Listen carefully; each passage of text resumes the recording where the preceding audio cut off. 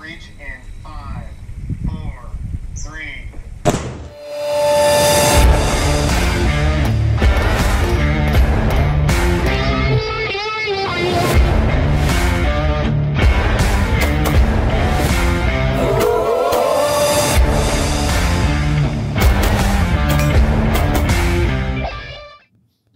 What's up, guys? I'm Uncle Freedom, coming to you on another glorious and well-deserved day off. How you going, man? Good to see you. Anyway, today we're going to take a look at defining a duty handgun and why I think a lot of people look at it the wrong way. So if that sounds fun and interesting to you, go ahead, like, subscribe, tell a friend. The channel's growing. It's amazing. If you want to get in touch with me, it's at Uncle Freedom 213 on Facebook or Instagram, or UncleFreedom213@outlook.com. If you're looking to support the channel, like and subscribe. It costs you nothing. Or take a look down the description box below where the affiliate link will exist. Takes you to all of the affiliates of the channel, some of which you're going to hear mentioned here. People like Tyrant CNC, Warren scope mounts that I use for mag extensions, as well as Primary Arms. Welcome aboard, Primary Arms. So when we talk about a duty handgun or firearm, the first thing we have to do is define what a duty firearm is. Here's the problem, though. I'm law enforcement. You may not be. Duty can mean a lot of things, right? It could be your CCW. It could be your home defense firearm. It could be work. It could be war. It could be deep concealment, undercover work, the Minutemen scenario, SHTF, TOTWAKI. Yeah, it can have a lot of freaking meanings. So when we talk about a duty gun, the gun size isn't necessarily what I'm talking about. The situation in which you employ that is going to dictate the size of the firearm. What I am referring to is duty grade. What do I mean by duty grade? That's an important distinction when we talk about duty grade. I am looking for a reliable, semi-automatic, magazine-fed handgun capable of firing an effective and efficient self-defense round accurately at the engagement distance I intend to be in. Why do I say magazine fed? Revolvers! Because revolvers have limited capacity. And as much as I love 357 mag, because it's one of my favorite rounds ever created, there's shortcomings.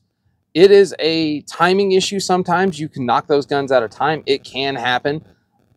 Yes, I know you can fire it from the pocket of your jacket. Good for you. That's exciting. And I'm excited that you can, but I don't think revolvers fit in this world. Now, granted, if the only thing you can carry is an airweight 38, because that's what you're wearing, personally, I would change clothes. But for you, you do you, man. I'm a guy on the internet telling you my opinion, right? That's what this is. This is my well-informed opinion developed over like 20 plus years of running around with firearms, and some of that time in places where people didn't like me. So when we talk about calibers, right, I said an efficient and effective caliber. We would all agree that handgun calibers are pretty abysmal at terminal ballistics. That's what they are. They're a handgun, right? But what I mean is nothing in 25, 32, 380, 30 super carry. I know 30 super carry is hot to try. I've shot a few of them. I'm not impressed, really. For what I gain, I don't gain anything noticeable over 9mm. The weight savings is negligible at best. And while I may be talking an extra round or two of capacity, that would only become a deciding factor in me in a very borderline section of firearms. It's also prohibitively expensive to get. There are not as many options out there, and the guns are harder to find, it seems. So I'm not going to choose something that's harder for me to run because it's new and cool. Also 5.7, there's been some recent developments in 5.7 ammo, better performing rounds, but for the most part, the really good stuff that we would use, we can't get. And to me, 5.7 falls in a category with 4.6 out of HK, which is, unless you're willing to dump a mag on full auto, it's probably not the round you want. Is it cool? Is it neat? Yes, but it's not as cool if you're not in a full auto. That's kind of the beauty of those rounds. So when I'm talking about real calibers, right? 9mm, 40, 45, 357 SIG, and 10mm. So let's kind of start with everybody's, the one that people argue about with me, and that is 45 caliber. So first off, let me preface it by saying this. Ballistic technology and advancements have advanced at such a level that if I were to take a ballistic shell block, I've covered this before, you know where I'm going with this, and if not, I feel bad for you, because you're probably going to argue with the dude you can't beat in this argument. Also, I'm on the internet. I can't hear you yell at your screen. 9, 40, 357 SIG, 45. If I shot ordnance gel and did not tell you what round hit what block, you can't tell me. It's a fact. It's a real thing.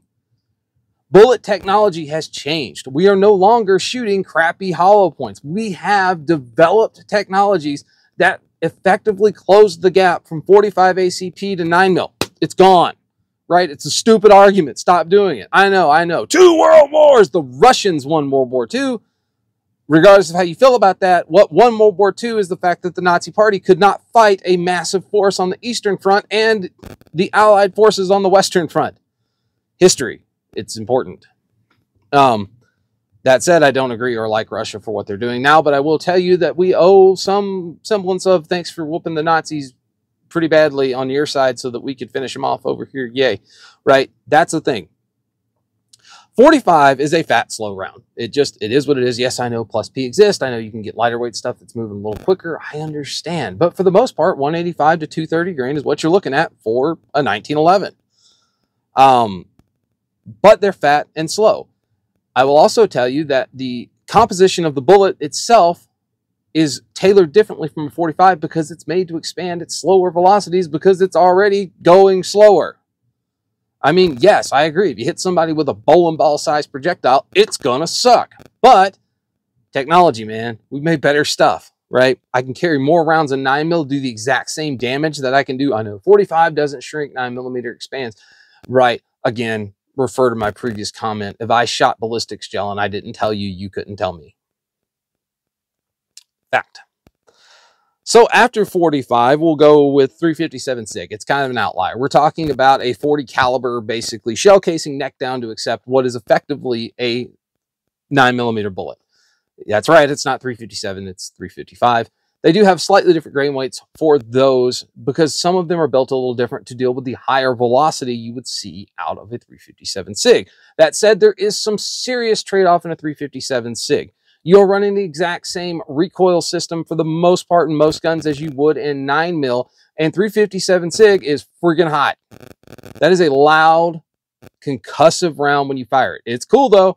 I'll be honest. So if we look at it, the 2 common rounds that you see for 9mm and 357 SIG are 135 grain critical duty. The critical duty 135 grain for coming out of a 357 SIG is about 1,225 feet per second. That same round loaded to plus P is 1110 out of a 9mm. Same barrel length. It's hot, right? It is what it is. And then that leaves you to 9mm. So 9mm, I saved 9mm, 40, and 10mm kind of all in a thing because there is kind of a small history lesson. So, hey, cool. You didn't know you were going to get educational content today, did you? 9mm is an old round. It's a very old round. And back in the day, the FBI had gone to 9mm. And then there was the Miami shootout in which the 9mm was horribly ineffective because they didn't, bullets, again, bullet technology is a real thing. We didn't have that knowledge base back then. It did not work. So the FBI then decided they were going to go to 10mm. 10mm is bear medicine for most of my guide friends in Alaska and most assuredly mountain lion medicine if you're in the Rockies.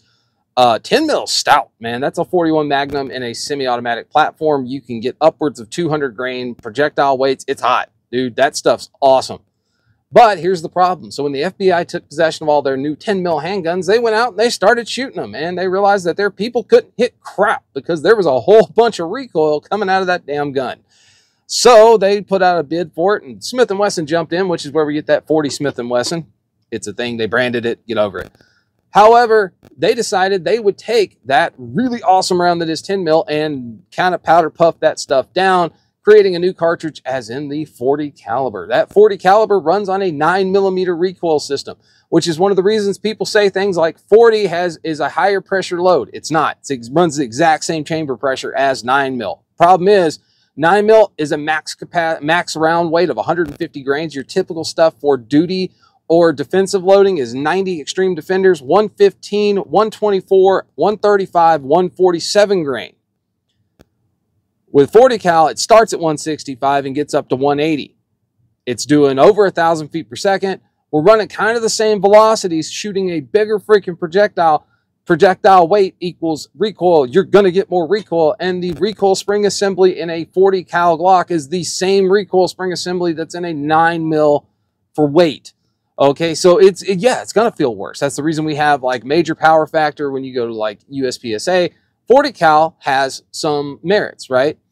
So if we talk about it, like realistically for me, I love 40 cal. I've been carrying 40 cal on duty for several years now. I think it's an effective, amazing round. And in a world where ammo availability gets really slim, 40 exists, right? So having a 40 round is pretty freaking solid. And as long as you get a good performer, critical duty, Ranger T, something like that, you're going to get a solid performing defensive duty grade round.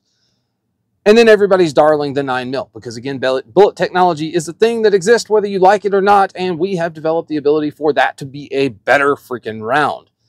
And to put money where my mouth is, literally every single handgun you will see today is running Hornady critical duty. Little gun shoots 124 plus P. All guns over that size shoot 135 plus P and 175 grain critical duty in the 40 cal you're going to see today. So what are we talking about?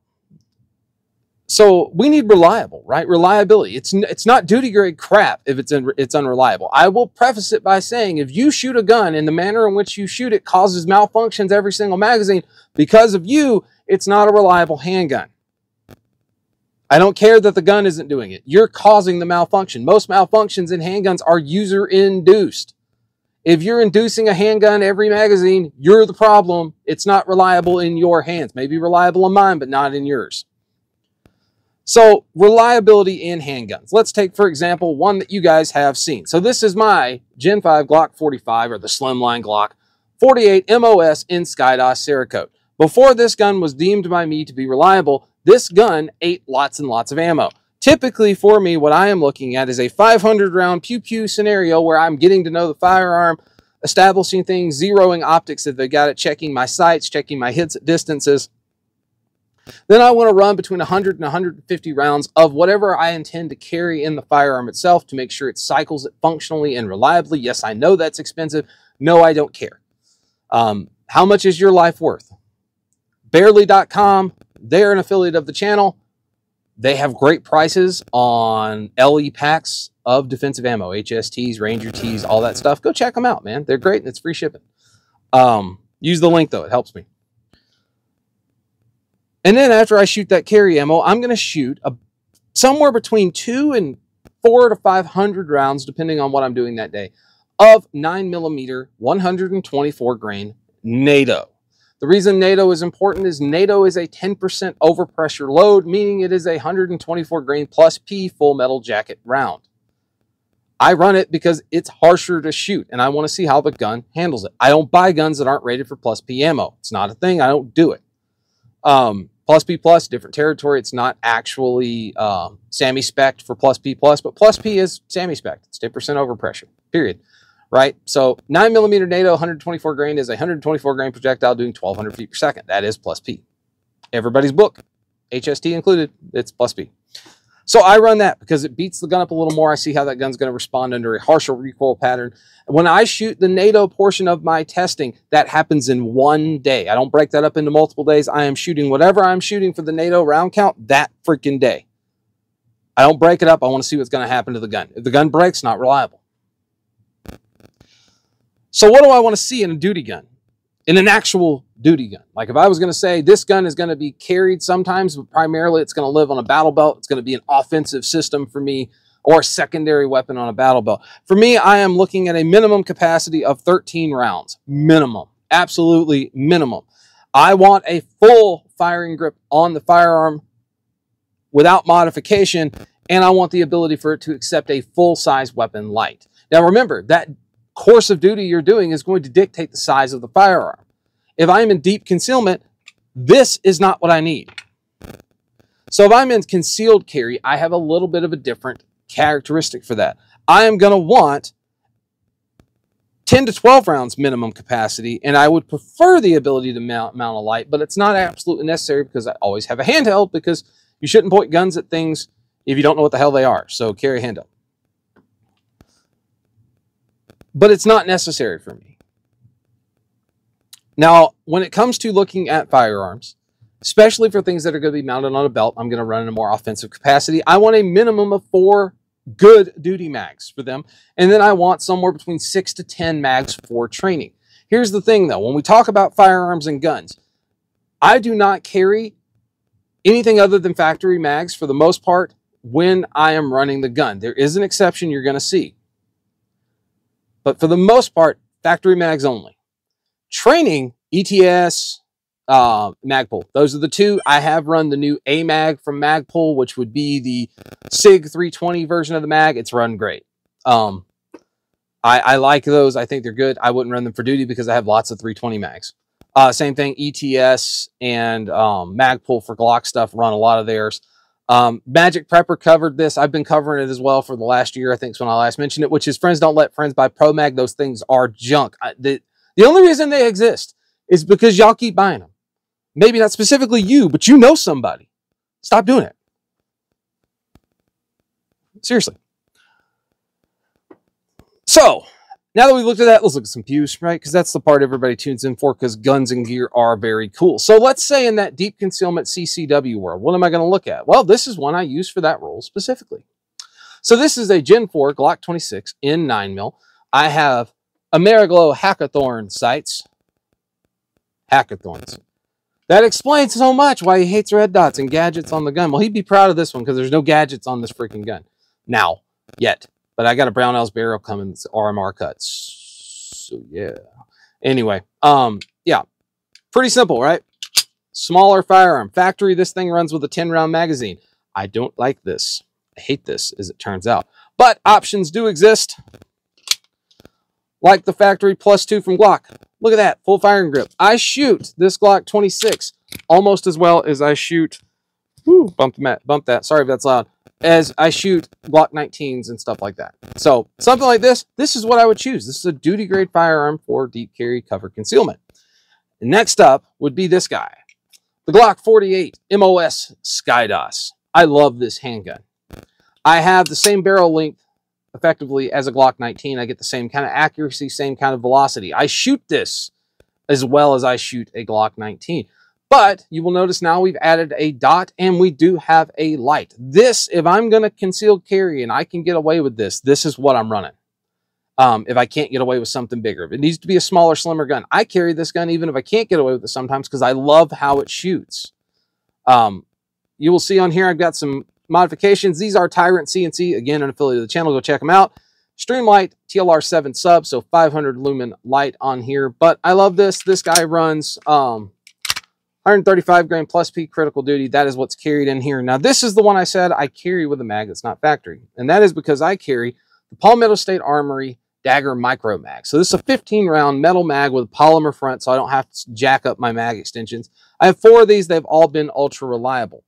That said, my spare magazine for it, because you always carry a spare magazine every single freaking time, is this guy. So this is a factory Glock 48 43X mag, but I have a Warren, again, affiliate of the channel. Love their mag base plates. There's a video. I'll leave it up here.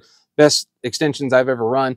+2. So this is a 12-round magazine for the 48.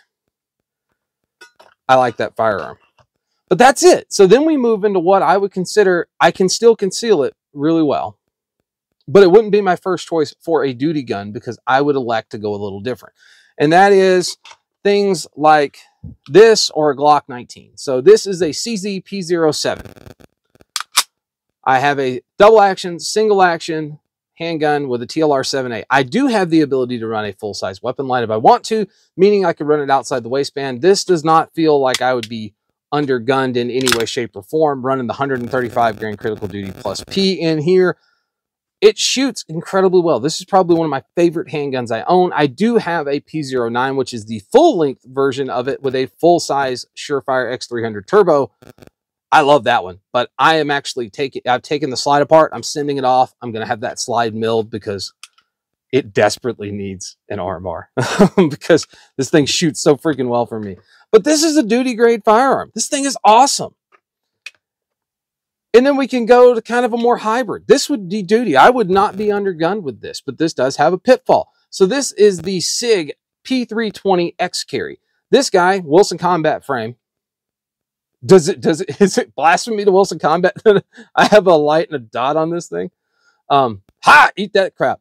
Anyway, so I have a SIG Romeo 1 on here. This is not a duty grade optic. This is an excellent competition optic. Has really, really crisp dot, great clear glass. Not a duty optic. These are fragile as hell. But unfortunately, SIG milled this gun only for that optic, and that optic shares no footprint with anything else on the planet. So I'm going to send this in to have this milled and changed to the Delta Point Pro footprint, which is going to give me some more options and allow me to put a rear sight back on this freaking gun, because I hate that this is dumb, SIG. But you'll notice on here I have a TLR-7A. This is not always run with a TLR-7A. A lot of times it is run with a X300 Ultra. In fact, there's the X300 Ultra that goes to this gun. When I run it outside of the waistband for duty carry kind of stuff, or when I'm at the range training, typically I leave it with the 7A on it because I carry it in a 10 core carry Lux. I'll leave a video to that length. Great holster. And then we run to the last two firearms. Now, these are last because these guns are about bomb proof. One of them is newer to me. It does have a substantial amount of ammo on it already because it's cool. And the optic you'll see. But first we'll talk about this one. So this is one all of you have seen. This is my Gen 3 Glock 22 and 40 cal Tyrant CNC Magwell Vickers extended mag release Mod Light PL350 G2 with the OKW head. I have run this firearm for almost 3 years. It's got getting close to 8,000 rounds on it at this point of 40 cal. It is carried with a worn base plate +4, so I have 19 round magazines in 175 grain critical duty ammo. That is how I run this handgun. This handgun has already had to have things like the recoil spring assembly and stuff like that replaced because, again, I am shooting around with more recoil on the same freaking recoil system as a 9mm. So that's all had to be replaced. That said, I do have a minus connector in here, so I have a Lantac SSR 3.5 minus connector in here, so I have about a 3.75 to 4 pound trigger on this guy. It's not as crisp and clean as you would expect. It's not an aftermarket trigger. It's just a connector, but it does have a more consistent break when I fire the handgun, especially when shooting it fast because I have enough recoil. It causes enough problems. But, you know, all in all, this is a solid firearm. Not undergunned at all. I do conceal carry this gun sometimes. I run the Filster Floodlight 1. Yeah, so I can still carry this without a problem. This giant hawking freaking firearm. But I love this thing, right? And then my new favorite, right? And you guys are going to come along with me as I build this out to the new Ultimate Duty gun for me. So this is a Gen 5 Glock 45 MOS, but not a standard MOS. This is the tallow cut version. So this is an actual direct mill for the acro footprint. Oh yeah. So very low onto the thing. I don't know if you guys can see the dot in here, but I have Ameriglow blacked out optic height sights through here. Lower third co-witnessing on these here. Surefire X300 Turbo. This is a fantastic firearm.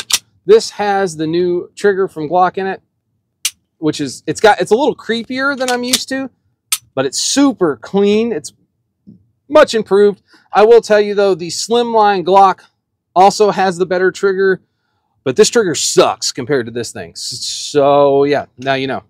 But this is going to be my not only new duty firearm going to work, but in addition to that, it's going to be my range training gun as well as my concealed carry, because I can concealed carry this. And if you guys saw the video where I talked about this holster from Tenacor, the Malice Soul, there's a video, I'll leave a link.